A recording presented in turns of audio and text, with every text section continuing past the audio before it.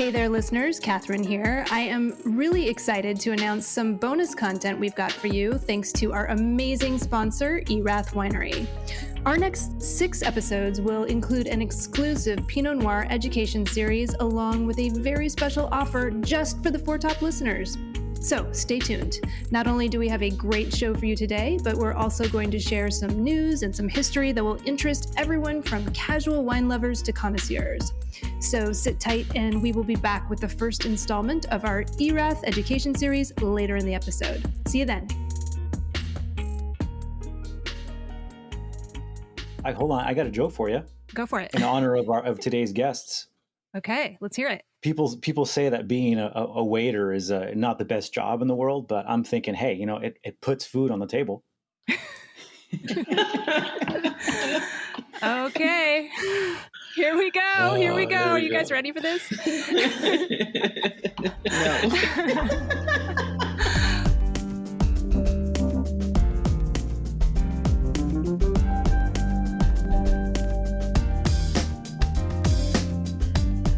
Hello and welcome to The Four Top. It's a roundtable discussion of today's hot button topics in the wine and food world. I am your host, Catherine Cole, joined by co-host Martin Reyes, a master of wine, international wine consultant, winemaker, importer, and educator. Hello, Martin.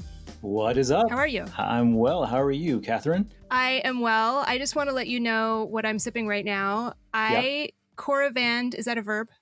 Now it is now. A bottle of Willamette Valley Pinot Noir 2.5 months ago and forgot it was on my counter. I kept walking past it and forgetting it was there. I finally opened it tonight. It's perfectly fresh and delicious. It's Atticus. I love this wine, and it's even good after sitting on my counter, Coravand, for 2.5 months. So I feel like I'm an advertisement right now. What are you sipping, Martin? That's awesome. With Coravand, you're opening up a bottle of wine 2.5 months later runs counter to your expectations. What I'm drinking right now is a Chamissal stainless aged Chardonnay, 2019 Chamissal vineyard from, I think it's from Edna Valley for the most part, is what I understand. And I make Chardonnay all kinds, like from oak, super heavy oaked to modest oak, but I'm not brave enough yet to just put it naked into the bottle. So kudos to these guys. Chamissal stainless Chardonnay. Enox. Yum. Sounds good. Yes. Well, you guys, I'm so happy because food and wine pairing is one of those subjects that I can never get excited about. And I'm already laughing. I'm already having fun. So I know this episode is going to be so much fun. And I think we're going to turn upside down everything you knew or you thought you knew about wine pairing. So let me introduce some of those wonderful laughs that we heard in the background. Our panelists, starting with Regine Rousseau, a wine educator, television personality, CEO, and author of the book Searching for Cloves and Lilies. Welcome, Regine. Thank you. Excited to be here. So good to have you. And Derrick Westbrook is joining us from his wine bar and bottle shop, Juice at 1340 in Chicago. He is also a wine culture curator and a sommelier and so much more. Welcome, Derrick. Thank you for having me. This is going to be a lot of fun. I can tell already. I can as well. Well, let's just get started. We're talking about food and wine pairing, or maybe just wine pairing today. So let's lay some groundwork for our listeners who may not be familiar with the classic rules of wine pairing that were kind of accepted in wine education circles for decades, if not centuries. And we happen to have a MW, Master of Wine, here, Martin. So I bet you know a lot about this. When you were studying for your MW exam, what were some of the rules that you had to memorize about wine pairing? I think I would start by saying we clarified that the Master of Wine credential is not intended to be used for not to test your knowledge specifically of food and wine. It's more of the general industry, business, and sort of the behind the scenes for the trade. So we didn't really have to dive in deep the way the other credential at that level, the Master Sommelier, would have to do pairings like on the fly.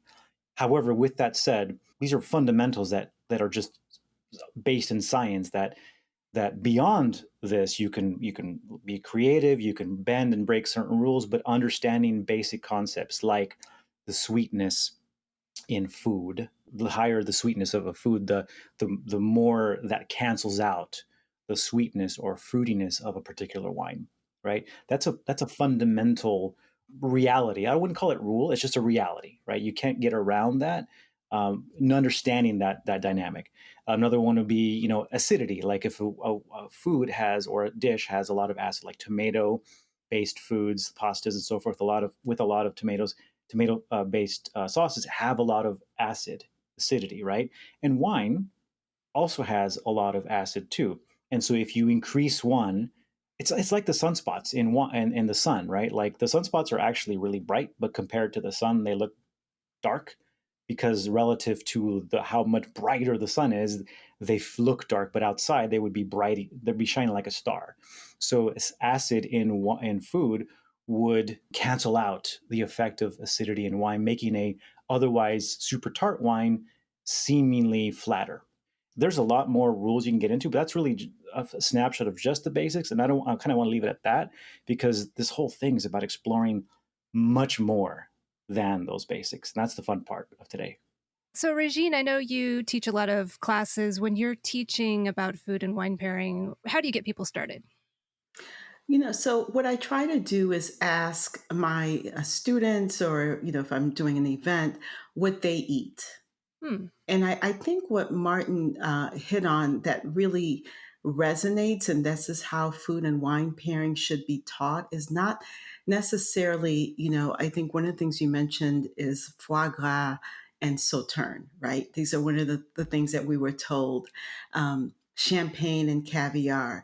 I was actually told by a mentor, Regine, I'll never forget this, Bob Bonsberg. He said, Regine, champagne and caviar do not work together because the caviar will make the champagne taste steely.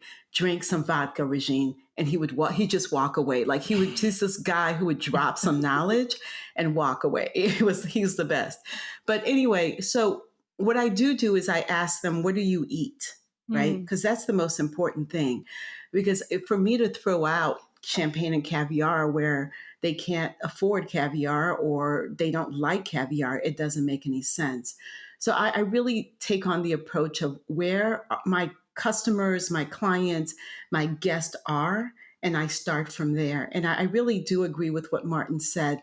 Let's not look at food and wine pairing specifically with one type of food and one type of wine, but let's talk about how the elements of both work together or against each other. That makes sense. Derrick, how about you? When people come in and they're buying some wine to take away, what kind of advice do you give them when they're asking for pairing advice? Usually, when people are asking about pairing advice, especially in a kind of a retail setting, it's I actually like starting with, well, what do you like to drink, right? Because it doesn't matter if the pairing is great, if the style of wine that you're taking home, if you don't like it, right?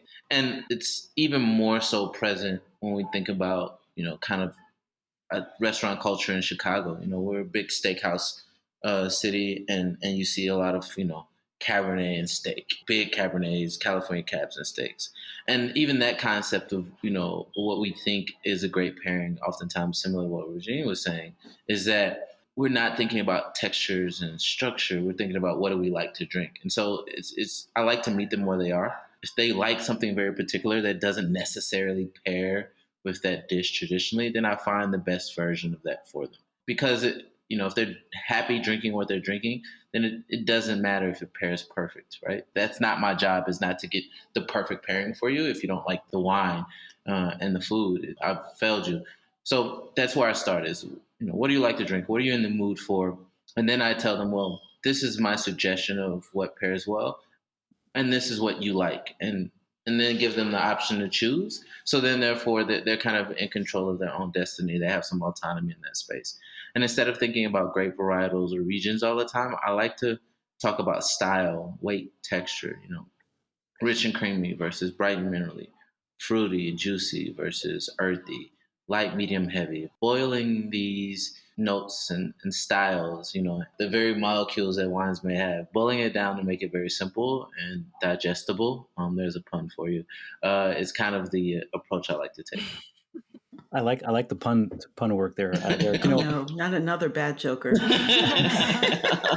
joker. Martin started it.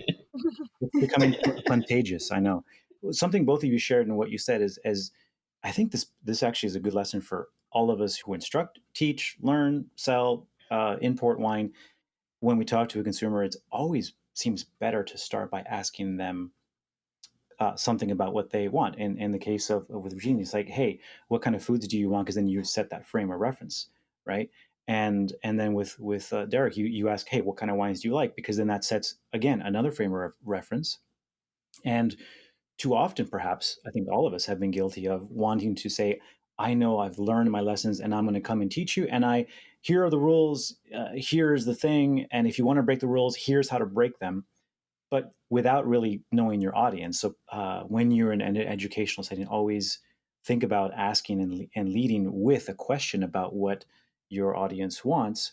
And that would be able to give us some alternatives beyond the champagne and caviar if they're not into seafood, or beyond the sauterne with foie gras if they're vegetarian, for instance. Or if you're like me and you don't come from the wealthy background, you can say, you know what, I eat French fries, popcorn, fried chicken, and you're like, hey, actually, champagne goes great with that, which it does, right? And then that gives you this whole other curveball where you weren't even thinking about classics. You're thinking about everyday wines, everyday foods with fantastic wines, and maybe it's not even champagne. Maybe it's a Cremant de Bourgogne or a sparkling wine from South Africa or whatever.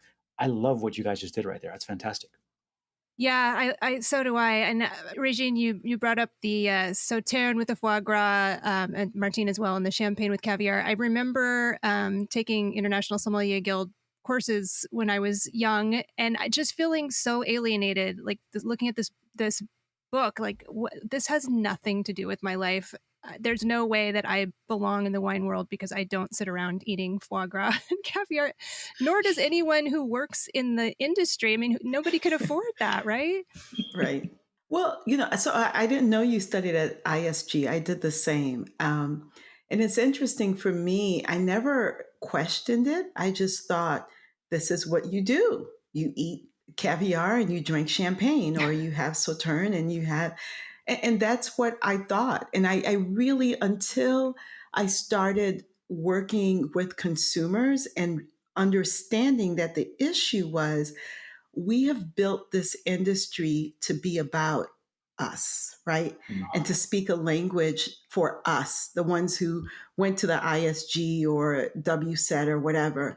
And when I realized that our audience didn't understand that, that's when I had to shift my perspective, right? I had to say, okay, they don't know what I'm talking about. So if I'm going to actually sell them this wine, if I'm going to introduce them to this wine that I love, I need to understand what their needs are, right? And that's when I started to think about, what do you like? And just like Derrick said, what do you drink? What do you eat? Where do you go? How does wine play a part in your life? And that to me is when pairing becomes really fun and really interesting, because you go beyond the tradition. Yeah, absolutely. When people are asking me, I sometimes kind of assess their personal style and their personality, because, someone who's a little younger and a little more hip might be into a pet nat, where someone older with a little more money would prefer a champagne in the same sort of food context, right? So it's not just the food, it's also the situation, where they are in their life. Absolutely. A pet nat being a pétillant naturel, which is a very, I would say it's a very traditional style of sparkling wine made in a very old-fashioned way, but it's also what the cool kids drink these days. It's very cloudy and natural. But Derrick, you were going to say something. Yeah, I was just thinking about, we were talking about food and wine and thinking about what's traditional and non-traditional. And I think like these things are cyclical, just like, this is my shameless plug of putting music into it, is, like when we think about what is popular or what is engaging, what the kids find cool is typically is going back to the things that, that their parents were into, or that was a genre before them, a genre in an era before them. Like I think about clothing, like that's cyclical, like going from baggy to fitted to baggy, or bell bottoms to tapers. Like when we think about other industries and we think about other areas of culture, it becomes super cyclical. Just like the cool kids drinking Pet Nat. For most, like, oh yeah, this is the cool kids are drinking the exact same thing that the old people were drinking. We're all in the same spot. So. Look, the OGs are drinking champagne as far as I'm concerned. Always in style. Never gonna leave. Always have, always will. So Derrick, now you got me thinking about, okay, what's going to be cool in the future? What are the wine pairing trends going to be as we look forward? And I know that you previously ran the cellar at Next, the Chicago restaurant that serves very postmodern food and follows a different theme every few months. So I have a feeling you are on top of the trends. So what do you think people are going to be talking about in terms of pairing looking forward? So how about this? I'm going to answer the question I want to answer instead of the question you asked a little bit. So I'm going to be a politician. Go for it. I said it though. At least, politicians, they do it and they don't tell you they're doing it. I'm at least telling you. So I think for me, I'm going to tell you what I think the trends are for me, and not so much the outside world, because, I try not to be as concerned or keep my head down when it comes to creating pairings. But I think moving to, low alcohol offerings, I think mixed pairings is really interesting. I think pushing the envelope, I think the juxtaposition of super classic meals, dishes, wines with non-traditional dishes, wines. I think that kind of bumping up against each other, that juxtaposition is always interesting to me. And I think it is kind of where I'm seeing the trend going, especially and when we talk about low alcohol beverages, low alcohol wines. I'm starting to see that pick up a lot, and especially if you're pairing CBD dinners or marijuana dinners are picking up the pace, and people still want to do pairings with those, but you can't. Wow. Oh, yeah. And so the idea of how do you do a pairing with that? It's all low alcohol, right? And and so that's been something that I've seen as a trend, and and something that I've been interested in thinking about. Well, instead of trying to tell people what to do, or instead of trying to create space for myself, it's taking what I've seen and then doing what feels authentic to me. So those are the things. I think non-traditional dishes with traditional wines and vice versa, mixed beverage pairings. So, ciders, wines, cocktails, beers, and then especially with marijuana dinners, low alcohol pairings as well. So I think those are kind of the things I've seen move, and the things that I'm interested in, to be honest. Wow. Next time I go to a restaurant with my wife, I want to be like, hey, you know what? We'd like to pair this with. It's serious. I got a call last week about a CBD dinner. That's what they call CBD marijuana. I call it weed because I'm old.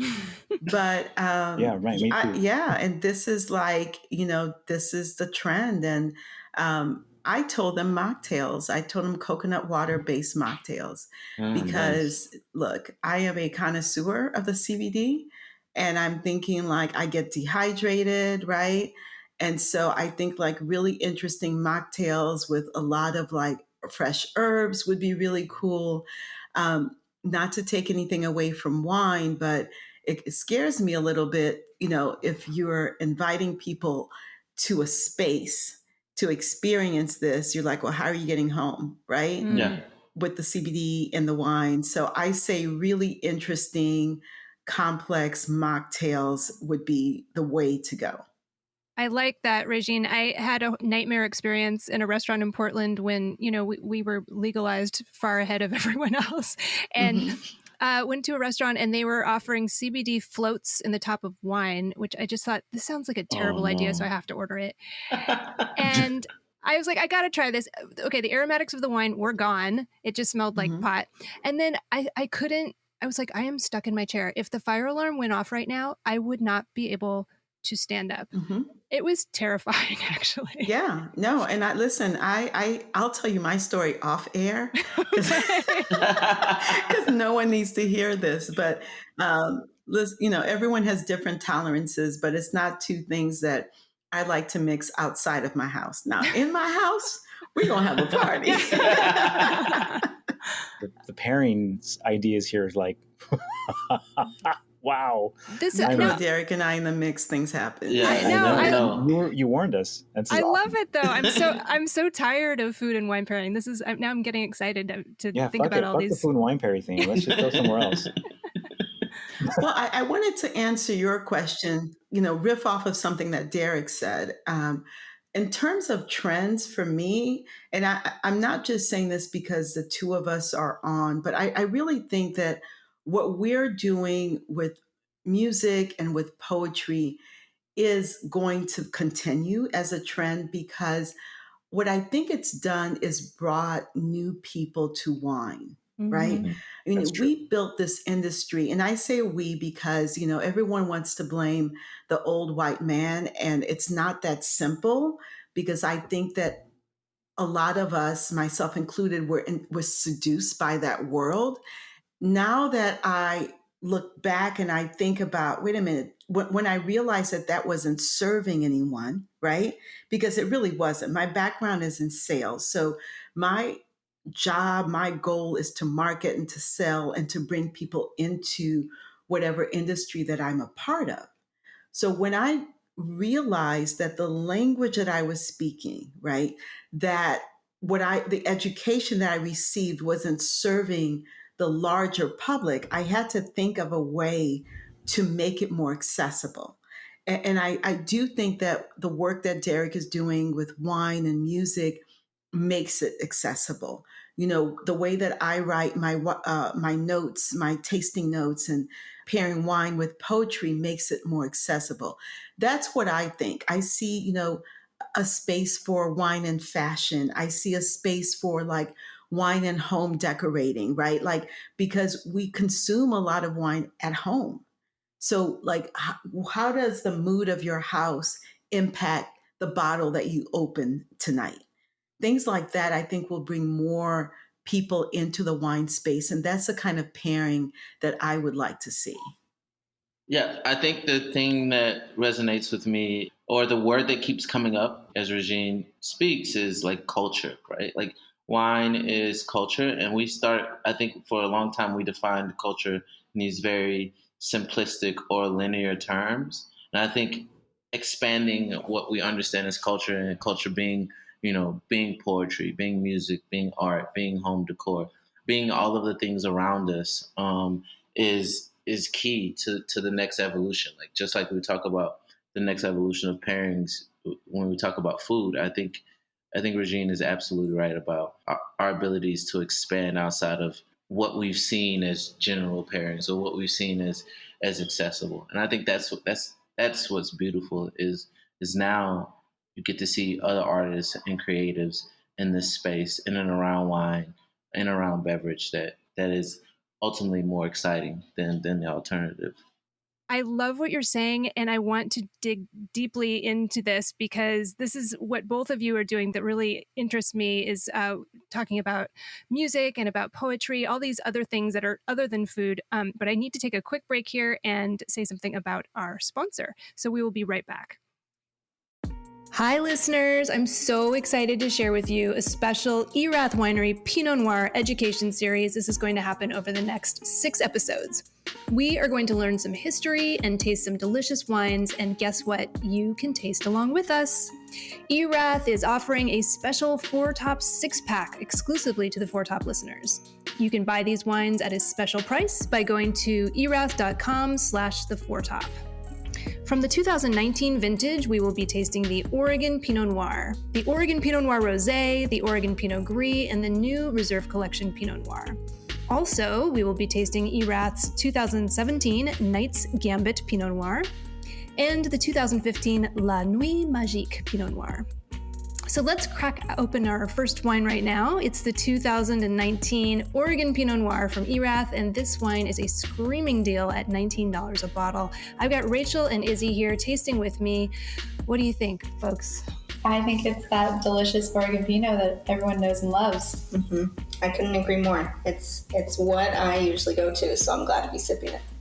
This is typicity right here, right? This is exactly like you were saying, Rachel. This is the platonic ideal of Pinot Noir from Oregon. the taste of place. It's got that nice bee sting acidity.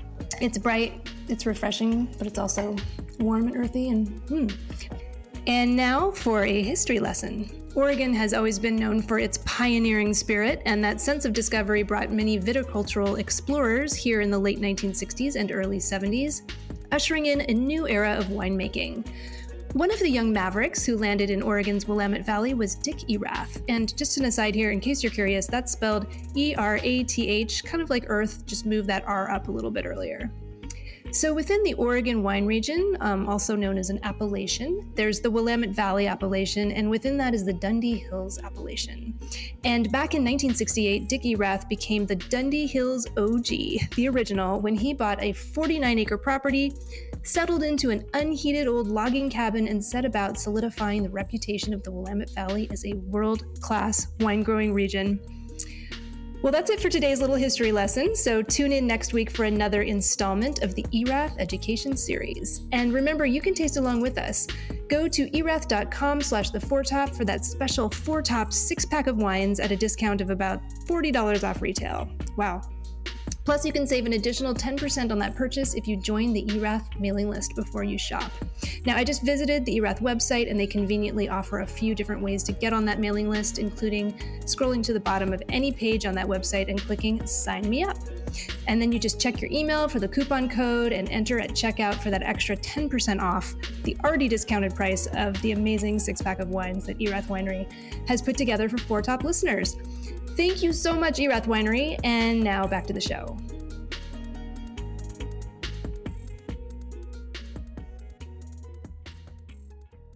So I want to hear from both of you about your work in this place. Regine, tell us about your book of poetry. It's fantastic. Everyone should go out and buy I bought it. Buy 3 copies, everybody. 3 copies, please. Right. 330. Come on, Derrick. Help a sister out. It's called Searching for Cloves and Lilies, right? Searching for Cloves and Lilies, the wine edition. And in the book, I pair original poems with wine. So what I did, and I always give credit or praises to my mentors, the World Wine Guys, because they really gave me this idea. Mike DeSimone and Jeff Jensen. I was telling them about who I am and what I love to do. And I told them I have a book of poetry, and they said, well, have you ever considered pairing wine and poems? And I didn't even think it was possible, right? Because I was so stuck in my learning. I was so stuck in this idea that you only do wine in one way and you only talk about wine in one way. And once they gave me the idea, I couldn't let go of it. And here are the results. What I have found is that when I pair the story of each poem with the story of a wine, at the beginning of each poem, I talk about the wine and why the pairing works.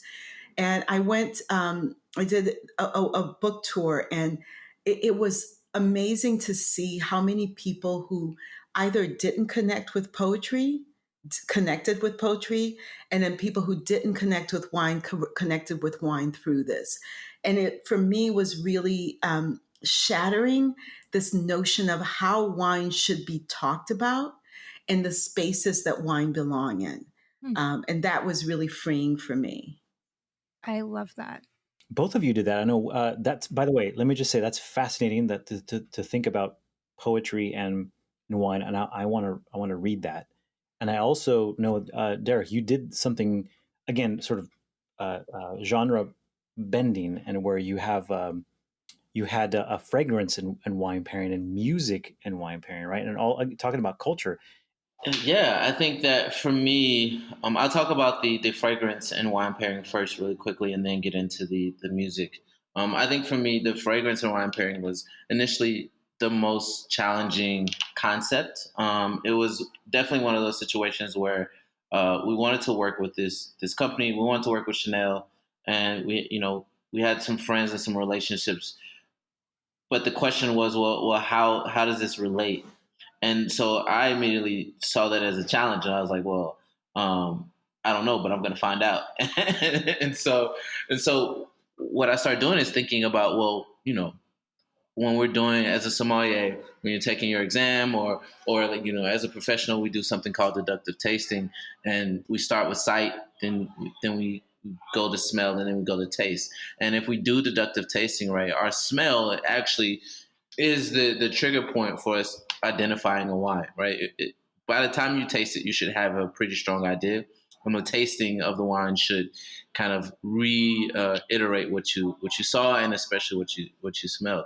And so it was an opportunity for me to take that deductive tasting and say, well, I mean, if we smell these things in a fragrance, right, and we have these descriptors in a fragrance, which are very similar to the same descriptors we find in wine, then there has to be some synergy there. And so, we took some time to explore that. And so it was a lot of sitting down with the fragrance, smelling it in many different forms, and thinking about the notes that my brain thinks of when it smells those fragrances in wine. And then thinking about like the moment and space that you're in. So for instance, like, this is very simple. It's like taking something that's very woody, earthy, like a musky smell, and saying, well, what does that smell like? Maybe that's, aged Portuguese red, or maybe that's, some anything with a little bit of age, or maybe that's, Cabernet Franc from Loire Valley, because all those notes pop up in my head and saying, well, okay, if these two things, smells very similar, and one reminds me of the other, then why not pair those things together? And it, the challenge is to allow it not to be overwhelming, but that's also the fun is maybe failing at that, and maybe trying something that feels quite difficult, but is quite fun. So that was the wine pairing with fragrances. I love that, because you're totally breaking the rules, because when we learn about wine in the industry, we're told to never wear perfume or cologne, and I love perfume. And so I always secretly wear I'm sorry. What? But That's yes. you that person. Derrick, I love that you just broke the rule. You just broke the rules, and I bet it was amazing. I'm so happy you did that.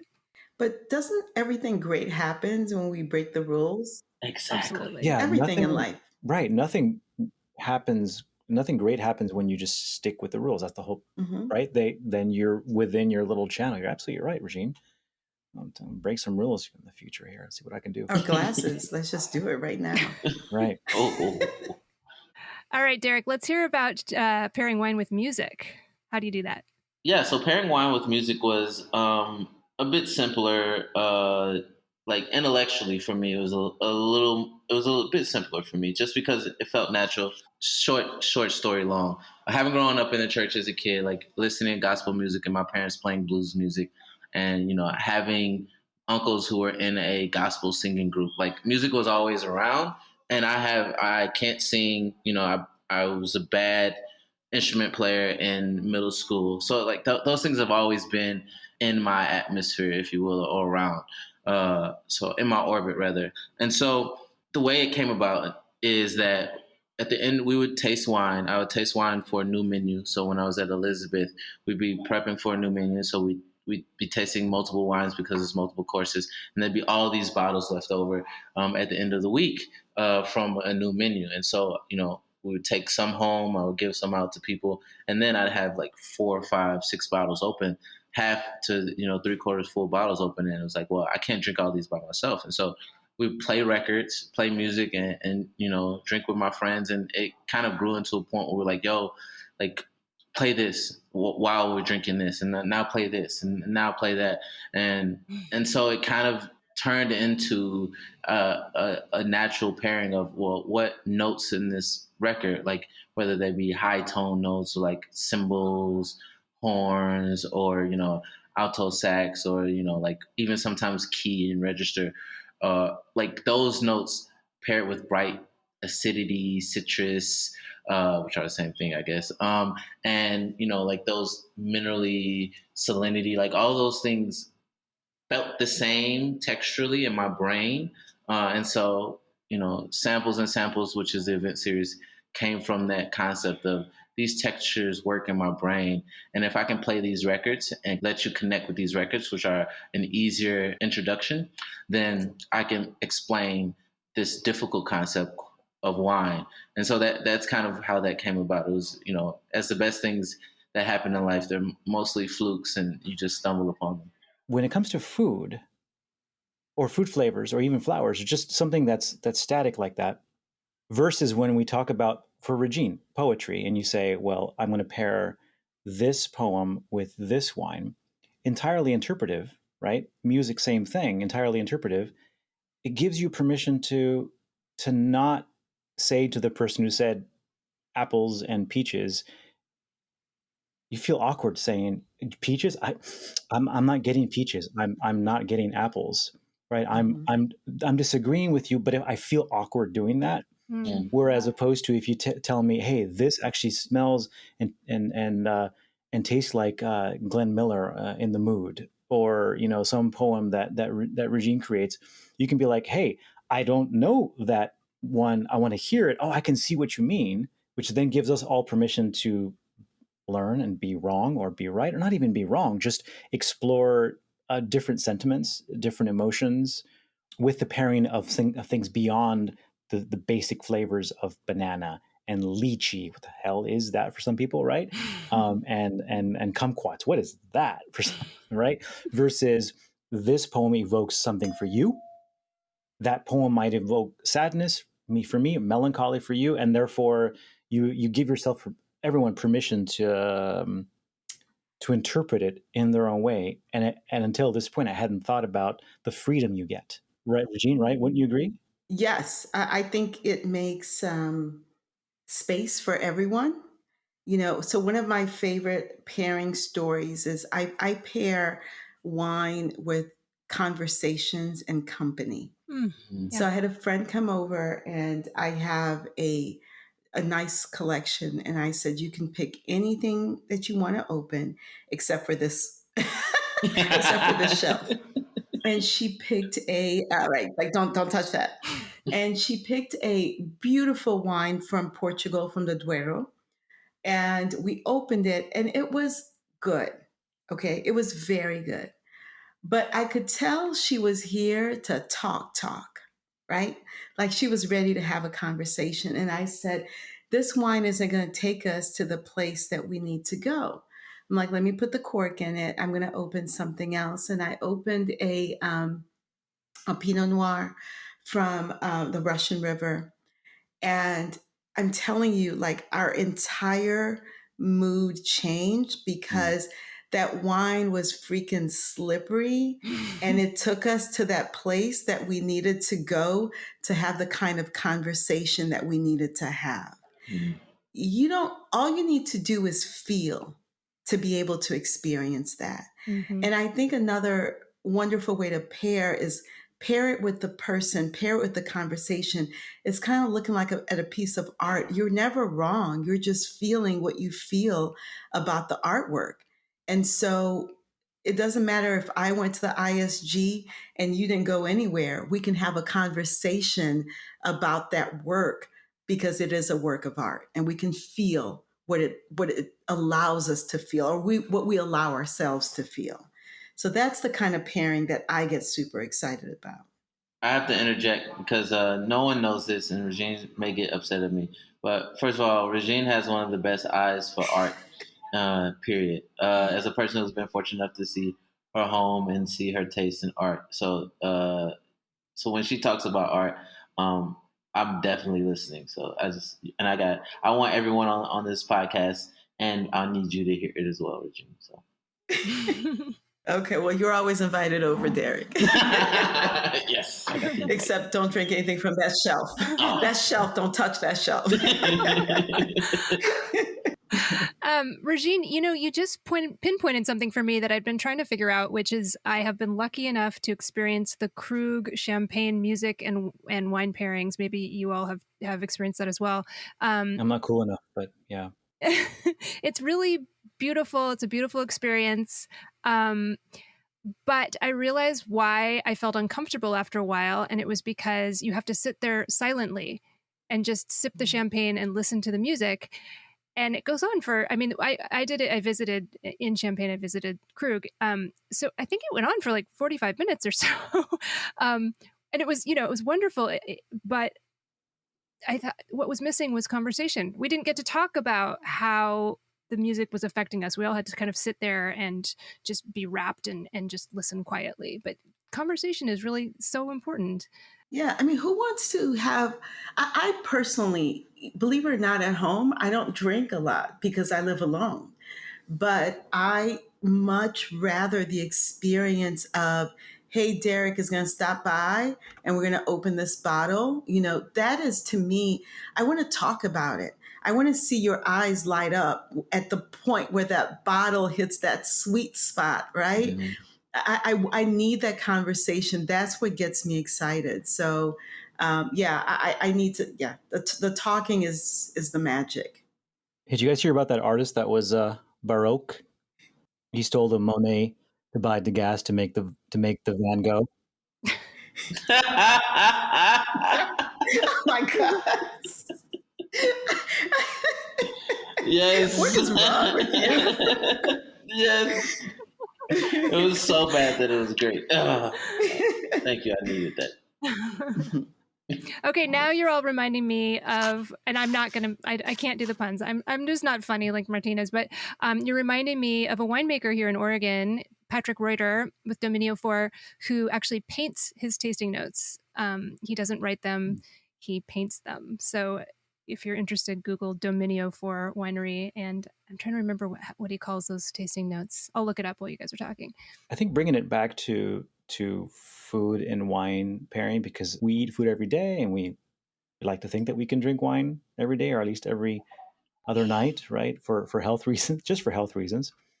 And bringing it back to that, I do want to acknowledge that in our quest to sort of go around the traditional rules, to go around the quote unquote, gatekeeping knowledge of the perfect food and wine pairing that can sometimes be intimidating, it's okay to say at every level with food and wine pairing, it's okay to say, look, here are some basic quote unquote rules. Here are some guidelines with the science of chemistry, acids, sweets, salt, savory, umami, all that stuff, and recognize them. And then if you feel more comfortable moving in, if you move to a place that has cuisine in your area that you can afford, that you can try, that you can explore, that you can become educated and learn about, or if you don't, it's okay at whatever level to move up to, because there is some magic that can happen at certain levels. And at the same time, there's some deep satisfaction of some of the basics, like, we just talked about them. It's a good, inexpensive Zinfandel from Lodi and a burger that your uncle made with cheddar cheese and slightly overburnt crispy onions that still taste wonderful. And that both of those should be celebrated. And, I just want to make sure that that we give permission for every kind of expression to happen with the food and wine pairing, and to reduce and erode that potential intimidation if that's ever possible. That's kind of a generational thing. We're always trying to mitigate intimidation in wine, I think. Martin, I just want to say amen to everything that you said. I love it.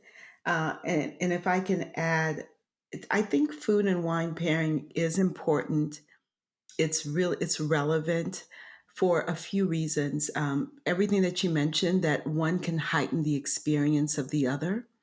But from a sales perspective, and I don't sell wine, but everyone blames the wine. No one blames the food if it's a bad pairing. Mm. So what I've noticed is someone will have just an off pairing. And instead of saying the food wasn't delicious, right? They'll say, oh, I hate that wine. And it could just be what they paired that wine with. So I think it is important to have conversations about what elements of food go with which elements of wine.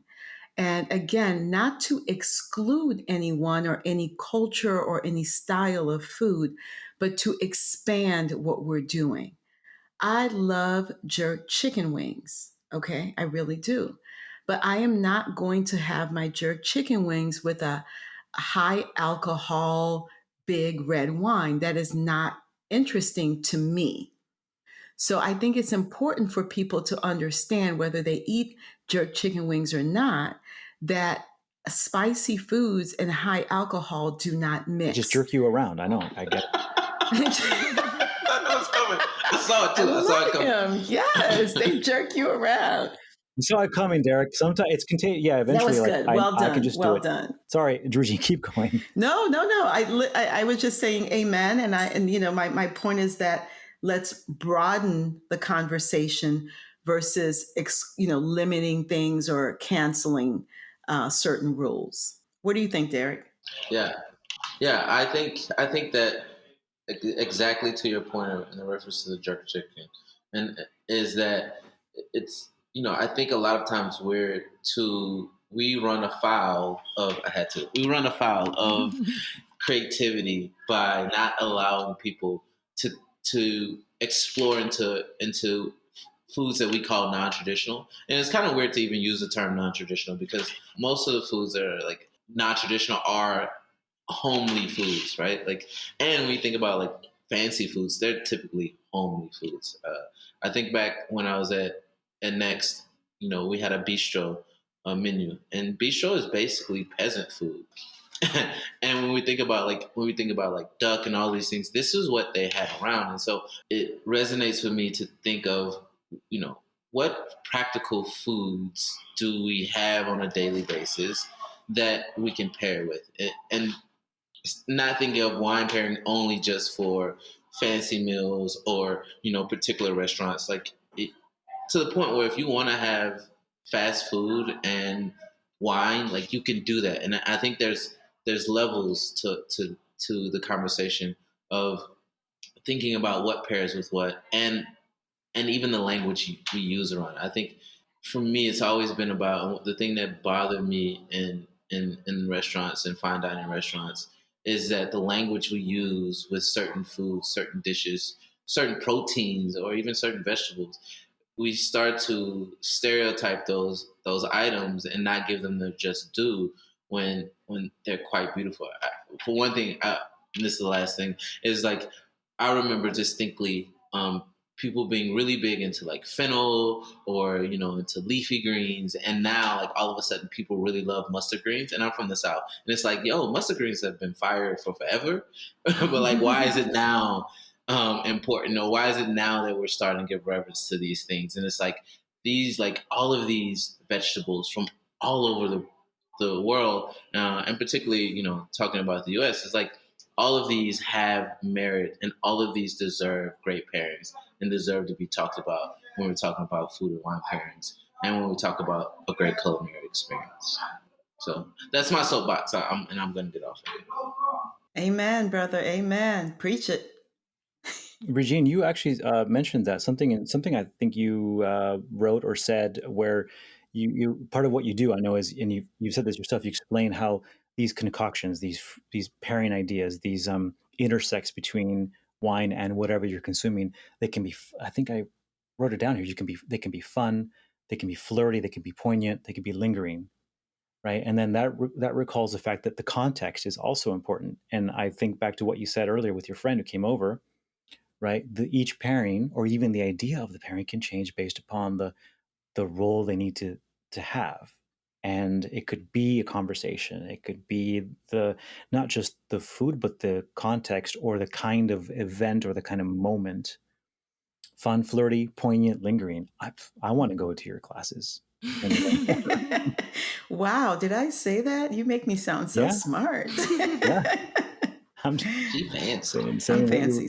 Well, y'all, I am loving this conversation, but I don't want to keep you stuck to your laptops all evening. So I'm gonna sadly wrap it up a bit. But this is another fun part of our show where we have what we call our dessert course, or our dessert wine course, or maybe it's our port or Madeira course, whatever you want to call it, where we just go around and share something food or beverage related we've been enjoying lately, or just a little num-num we want to add, verbal num-num to the end of the conversation.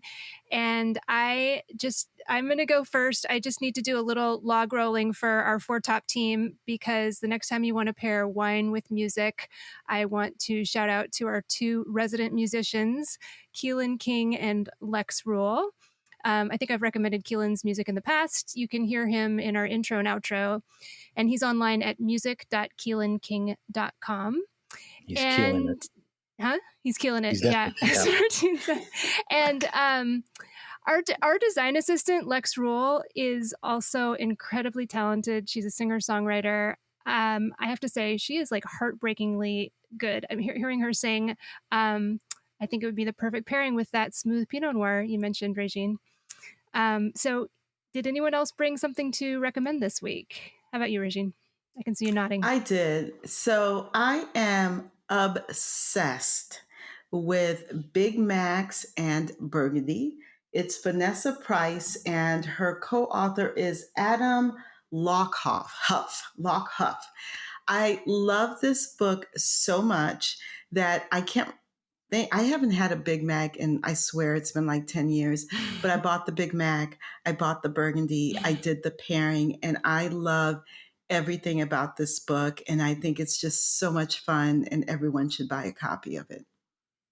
That is a great book. It's really cute. Derrick, how about you? Do you have something to share? Yeah, so there's a couple things that have been like kind of inspiring or interesting to me. So I've been doing a lot of writing for different platforms, and so I've been watching a little bit more TV than normal to kind of calm my brain down. And there's three things that I've been watching on Netflix, or three shows I've been watching. I finished Snowfall, which was great, and then in the midst of that, I'm watching F1, Formula One racing, which kind of like the storyline and thinking about how thin the margins are for success for people, and then watching Extraordinary Houses to see beauty. So like I've been watching those things. Those have been the things I've been consuming. And then as far as wine, it's been Cabernet Franc from Loire and Chocolat and Vino Verde, because it's finally starting to get warm here in Chicago. And so those things are what I've been indulging in. And I don't know if they actually pair well together, but those are just the things that have like been highlights or snacks in my life right now. Always love the recommendations. Thank you. How about you, Martin? I was shopping at the store recently, looking for things to feed my starving, hungry kids that are ravenous all the time. And I just I stumbled upon this great floor stack of really cool looking beers. The packaging was awesome, and I looked closer and I was like, oh my gosh, this is it's a Mare Island Brewing Company. And Mare Island is a location here and there in Vallejo. I live very near there in Benicia, and the attraction of finding a local brewery is so cool, right? Because you think of quote unquote local breweries as being in certain locations that are, to me, to many people, in far away, right? Like Portland and Washington and different states that have their hoppin industry. Sorry, I was just trying to make a joke about. Yeah, that was pretty bad. I'm sorry. So the fact that there is a local brewery, a 10-minute drive from my house, so Mare Island Brewing Company. So I bought a 6-pack, and I've been enjoying what they've been offering. So Mare Island Brewing Company. And is that, how do you spell Mare? Mare, Mare. Thanks for asking. Mare Island Brewing Company. All right. I'll check it out when I'm in California. Yeah. Well, thank you, everyone. Thank you, fabulous panelists. Listeners, you can find Derrick Westbrook online at derrickcwestbrook.com. And I should spell his first name. It's DERRICK. And Regine Rousseau at reginerousseau.com, and also shallwewine.com. I love that name. Co-host Martin Reyes is at reyeswinegroup.com, and you can find me, Catherine Cole, at catherinecole.com. But better yet, go to thefourtop.org so you can let us know what you think about wine pairing. Please look us up on social media. You can find our handles on our website. And please subscribe to The Four Top on your favorite podcast app. Leave us a rating on Apple Podcasts so others can find us. And I am signing out here from the high fiber protein packed city of Portland, Oregon, as always in my recording studio, also known as my kids' closet. Thank you all so much. It was really fun speaking with you all. This has been the Four Top Podcast. Catherine Cole is our executive producer. Izzy Kramer is our senior producer. And I'm Keelan King, sound supervisor. We are also assisted by audio editor, Michelle Richards, our production assistant, Rachel Grossman, and our social media assistants, Lex Rule and Nick Toole. Please visit our website, thefourtop.org, to learn more about us, listen to back episodes, reach out to us on social media, and purchase books written by our amazing panelists. And if you have not already subscribed to The Four Top on iTunes, NPR One, or Spotify, please do so and leave us a rating. Stay safe out there, and thanks for listening.